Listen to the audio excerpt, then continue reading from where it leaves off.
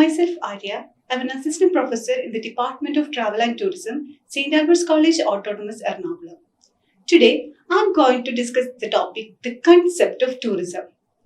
Travel and tourism are the words which are mentioned in everyday life. Traveling has been the basic instinct of man. During the prehistorical period, man has been traveling from place to place in search of food and for hunting. In every human settlement, there has been a long tradition of visit by outsiders like missionaries and traders. So the practice of tourism has been passed through a long process, which is based on human curiosity to learn about new things.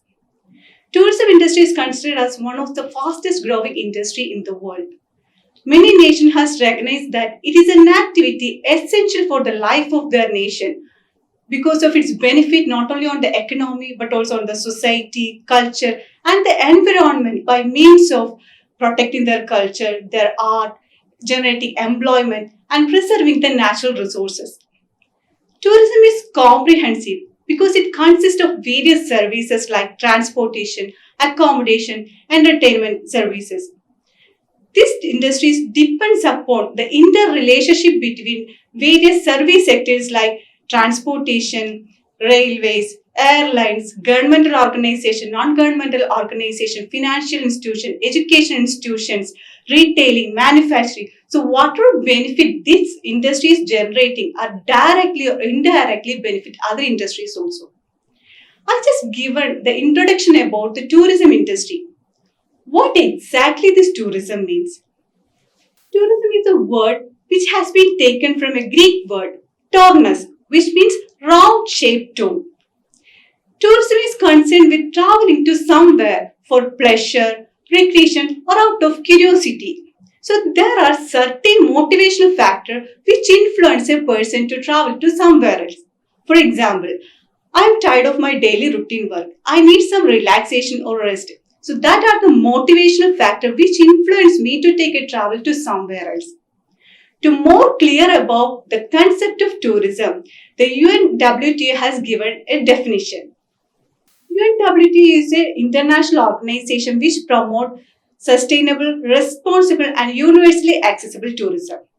According to UNWTO, tourism means it is an activity of a person traveling to and staying in a place outside their usual environment for not more than one consecutive year for the purpose of leisure, recreation, religious, etc. On the analysis of this definition, there are certain features which clearly mention what exactly tourism is. Tourism involves movement of people and stay in different destinations. That movement should be away from their usual environment. Usual environment means the normal place of residence or normal place of work, study or the places we usually travel. So the movement should be away from their usual environment to a particular destination. Then they have to spend a time which should not exceed one consecutive year. At the same time, at least 24 hours in that place visited. In the activity of tourism, which involves certain services like transportation for the movement, accommodation for the stay, and other entertainment services. So people are moving for certain purposes. So tourism has certain purposes. That purpose may be for religious, for recreation, or for holiday, for business, or for health purposes, or for meeting friends, relatives, etc.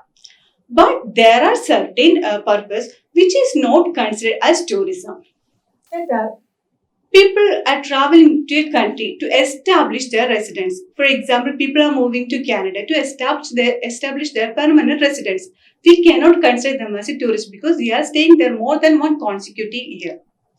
And at the same time, people are coming to a country to take up an occupation. There also they are spending more than one consecutive year. So we cannot consider them also as a tourist.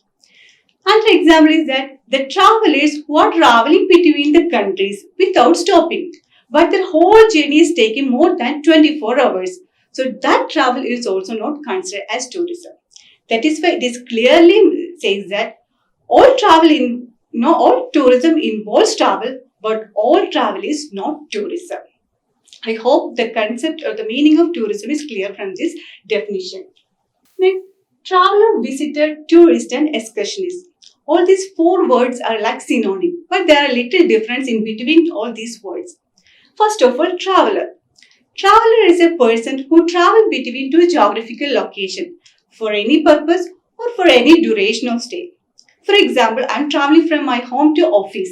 I am traveling between two locations. It may be for any purpose or for any duration.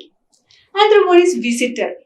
Visitor is also a traveler who is traveling away from his usual environment to a particular destination that they have to spend not exceeding one consecutive year for any purpose other than following an occupation remunerated from within that country visited.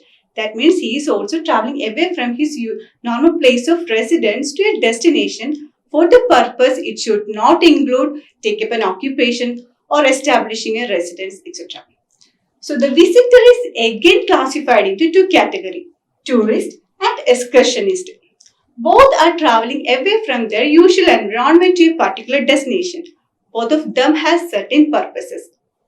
But the difference is that tourists have to spend at least 24 hours in that place visited, and the excursionist is spending less than 24 hours in that place visited.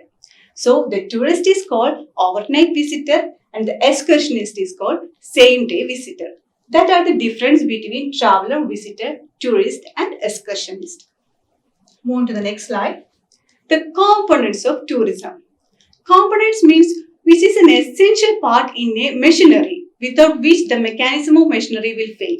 Exactly like that, a success of a tourism destination depends upon the interrelationship between certain components. All these components are in short called 5A's. There are 5A factors that are accessibility, attraction, activities, amenities and accommodation. Let's discuss more about it. First of all, attraction. Attraction is the main reason people travel to a destination. Attraction are the places of interest tourists visit because of their cultural value, historical significance, amusement opportunity or built beauty. Other components like the accommodation and accessibility, all these depends upon the existence of attractions in that particular destination for their survival. Destination means the final point. Munnar is a destination. Attractions in Munnar are the hill station, climate, the natural beauties all are called the attractions. So these kind of components like accommodation, transportation all depends upon the existence of that attraction in the destination. Basically, there are different types of attraction. That are natural attraction, man-made attraction, cultural attraction and social attraction. First of all, natural attraction. The name says which are nature-based. For example, waterfall, river, beaches, coral reefs, desert. All these kind of attractions are nature-based. So it is called natural attraction. People are motivated to travel to Himachal Pradesh because of the attractions like climatic conditions there and the hill station. All that kind of natural attraction which attract the tourists to that destination. So it is called natural attraction. Another word is called man-made attraction. Man-made attraction means the attraction which are built by a human being. For example, palaces, fort, museum, historical buildings, amusement park, recreational centers, all these attractions are built by human beings. Taj Mahal is a built attraction which depicts the cultural history of the country. Another one is called cultural attraction. Cultural attraction means there are certain events, fairs and festivals which depict the cultural history of the country. For example, in Alleppey, in the month of August, second Saturday, they will conduct Nehru Trophy boat race. Only for watching that particular event, there are a lot of people around the world are coming to that particular destination. So that event or that fair attract the people to the destination. So it is called event or cultural attraction. Another one is called social attraction. Social attraction means where people get the opportunity to interact with each other. In case of village tourism, tourists are coming to the village where people get the opportunity to interact with the local peoples to learn about their way of lifestyle, their cuisines, their traditions, etc. Another example is that people are visiting the countries like Middle East to meet their friends, their relatives, their family. They're getting the opportunity to interact with each other. So that kind of attraction is called social attraction. So attraction is one of the important component of tourism. Next, accommodation. From the definition of tourist, it is clearly says that to be a tourist, he has to spend at least 24 hours in that place visited. To spend 24 hours, there is a need of accommodation. Accommodation is a place where people get shelter, food and other facilities. Based on the quality of services, there are various types of accommodations are available in the destination, which varies from budget class accommodation to the 7-star deluxe hotel. So this quality of accommodation provide an important means for increasing the economic impact of tourists in that destination. Basically, there are two types of accommodation: primary accommodation and supplementary accommodation. Primary accommodation means it is an accommodation, it provides shelter as well as all other facilities. For example, in a resort, there we get stay as well as other facilities like restaurant, coffee shop, recreational centers, fitness centers, spa. So all other facilities are available in that particular premises itself. So that is called primary accommodation. The next one is supplementary accommodation.